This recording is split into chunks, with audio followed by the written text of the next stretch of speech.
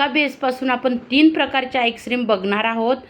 तर एक व्हॅनिला बघणार आहोत, एक मँगो फ्लेवर आणि एक आपण गुलकंद फ्लेवर आईस्क्रीम बघणार आहे. तेही होममेड नॅचरल पद्धतीने अगदी साधी सोपी क्रीमी आईस्क्रीम घरच्या घरी. नमस्कार, मी स्वाती सोनाज रेसिपीमध्ये तुमचे खूप खूप अगदी मनापासून स्वागत करते. चला तर मग वेळ न घालवता रेसिपीला सुरुवात करूया. रेसिपी कुठंही स्किप न करता संपूर्ण बघा. तर बघा, इथं मी कढई ठेवली गॅसवर. अर्धा लिटर दूध टाकून घेतलं. फुल फॅट दूध आहे, अजिबात साई काढायची नाही. दोन मी 10-10 रुपयावाले मिल्क पावडरचे पॅकेट घेतले, दूध पावडरचे. आणि आता बघा, इथं 2 छोटे चम्मच कॉर्नफ्लॉवर घेतलं. त्यामध्ये दूध टाकून घेतलं, कोमट दूध, आणि हे छान असं फेटून घ्यायचं. डायरेक्ट टाकलं तर गुठळी होतात. तर बघा, जे 2 पॅकेट मिल्क पावडर घेतले ते नॉर्मल दूध गरम झाल्यानंतर लगेच टाकून घ्यायचे आहे बघा, आणि असं मिक्स करून घ्यायचं आहे.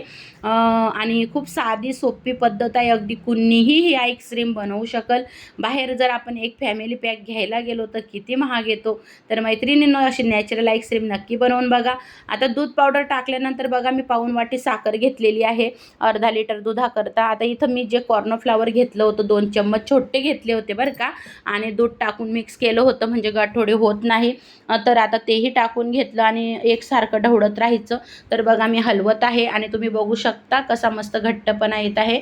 तर कॉर्नफ्लॉवर नसेल तुमच्याकडं, जर कस्टर्ड पावडर असेल कुठल्याही फ्लेवरची, तुम्ही तीही वापरू शकता. पण मग एकच फ्लेवर बनल तुमच्याकडून, म्हणून मग मी प्लेन साधं कॉर्नफ्लॉवर वापरलेलं आहे. तर मग तुम्ही मँगो कस्टर्ड पावडर वापरू शकतात, व्हॅनिला कस्टर्ड पावडर वापरू शकतात, पायनॅपल कस्टर्ड पावडर वापरू शकतात. त्याप्रकारे तुम्ही आईस्क्रीम बनवू शकतात. तर बघा, आता हा आईस्क्रीमचा बेस आपला तयार होत आहे. तर छान हे थोडंसं शिजत आहे. कुठलेही कंडेन्स मिल्क वगैरे न वापरता क्रीमी मस्त छान अशी सॉफ्ट आईस्क्रीम आपण बनवणार आहे. तर आता इथं बघा, मी व्हिप क्रीम घेणार आहे, जो का आपण केकला वापरतो. तर इथं मी 2 छोटी वाटी असतील, हे 2 कप छोटे क्रीम असेल जेवढा होता मी तेवढा घेऊन टाकला. तर बघू शकता, आता हा थोडासा फेटून घ्यायचा. तर खूप हा घट्ट करायचा नाही आणि खूप पातळ पण ठेवायचा नाही, मध्यम ठेवायचा.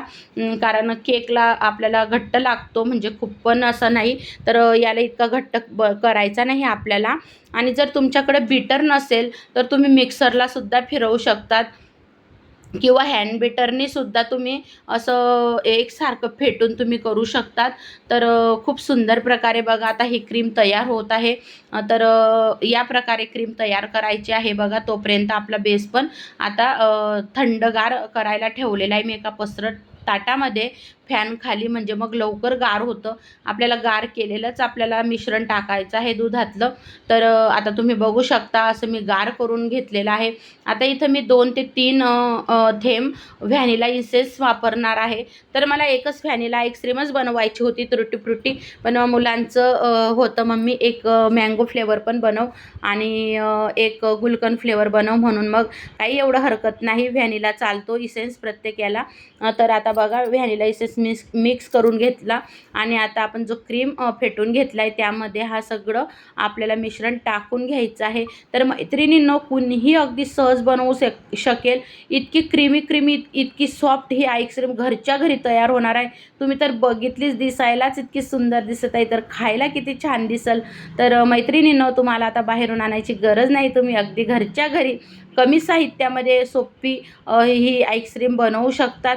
तर बघा, आता हे नॉर्मल परत मी बीटरने एकजीव करून घेणार आहे. तर तुमच्याकडे बीटर नसेल तर तुम्ही असं फेटून घ्या. आपलं आपण मी काही ढोकळ्यांचं वगैरे फेटतो, हँड बीटर असतं बघा, तर त्याच्याने तुम्ही फेटून घेऊ शकता, किंवा मिक्सरला नॉर्मल थोडंसं फिरवून तुम्ही करू शकतात. तर बघा, आता मी यात थोडीशी तुरटी फ्रुटी टाकून घेतली. तुरटी फ्रुटी आईस्क्रीम म्हटल्यावर तर तुरटी फ्रुटी गेलीच पाहिजे. तर बघा, हे सगळं मिक्स झालेलं आहे आणि आता मी हे पूर्ण व्हॅनिला बनवणार आहे ही एवढी आईस्क्रीम. तर बघा आता मी टाकून घेतलेली आहे एका डब्यामध्ये. तुमच्याकडे जो डबा असेल एकदम पॅकिंगचा त्याच्यामध्ये टाकू शकतात. त्यावर थोडीशी अजून तुटी फ्रुटी टाकली तर तुम्ही बघू शकता असं झाकण लावताना मला लक्षात आलं एक प्लॅस्टिकची बॅग होती ती कट केली आणि ती आधी ठेवली. मग झाकण लावलं म्हणजे बर्फ वगैरे काही जमा होत नाही. असं घट्ट झाकण लावून घ्यायचं.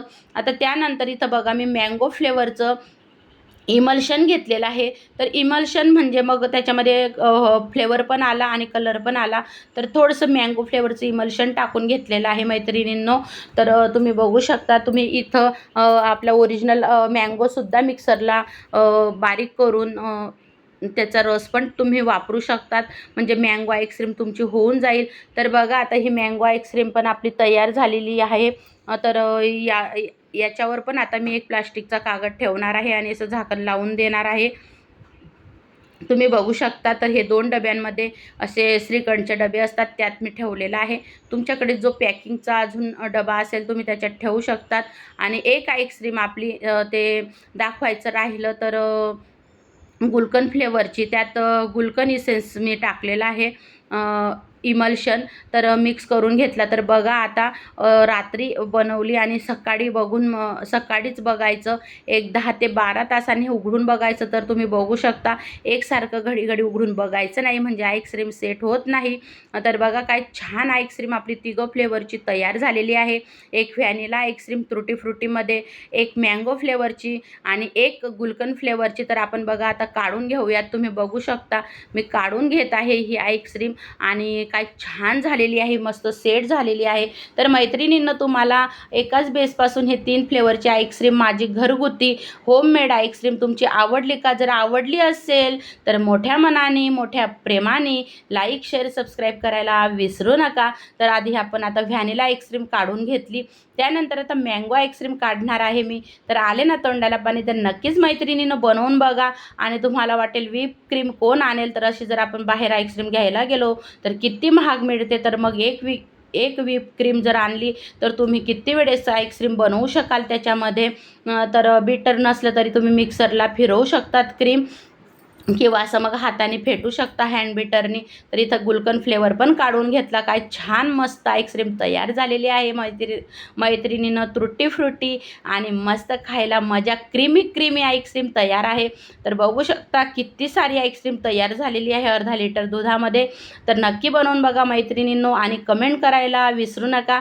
या तुम्ही पण आईस्क्रीम खायला बघा. हा व्हॅनिला फ्लेवर, हा मँगो फ्लेवर आणि हा गुलकंद फ्लेवर. तर नक्की उन्हाळ्याची मजा घ्या. मस्त अशी थंडगार आईस्क्रीम नक्की बनवून बघा मैत्रिणींनो. रेसिपी कुठे स्किप न करता संपूर्ण बघा आणि रेसिपीला भरभरून तुम्ही प्रेम देत आहात. मनापासून मी तुमची आभारी आहे. असंच प्रेम सपोर्ट कायम असू द्या. रेसिपी ॲडसहित बघा. हाईप डन करा मैत्रिणींनो आणि शेअर पण करा. आणि सबस्क्राईब जर तुम्ही अजून आपल्या सोनाज रेसिपीला नसेल केलं तर नक्की करा. आणि खूप छान वाटतं मैत्रिणींनो. तुमच्या कमेंट बघून खूप आनंद होतो. श्री स्वामी समर्थ.